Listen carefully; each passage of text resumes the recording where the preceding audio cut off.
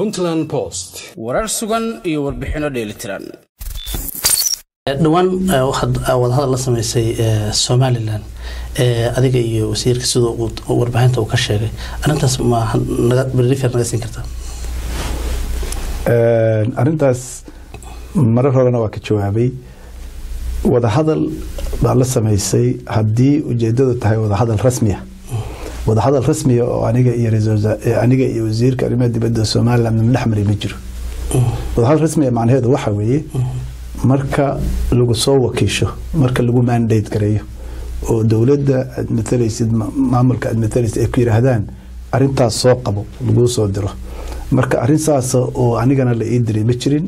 wasiirkan uu ii sheegay in loo soo diray ma jirin waxa dhacay oo kaliya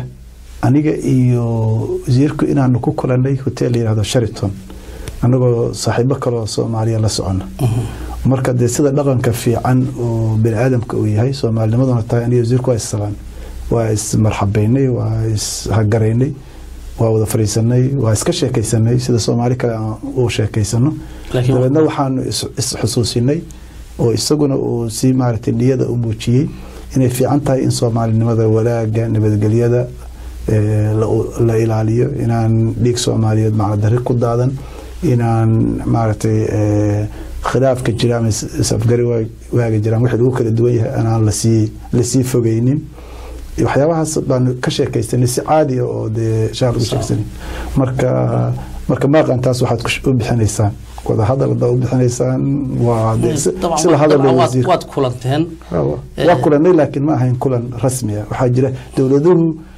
markay kulan kala sheegayo waa mid ka rasmiga ah official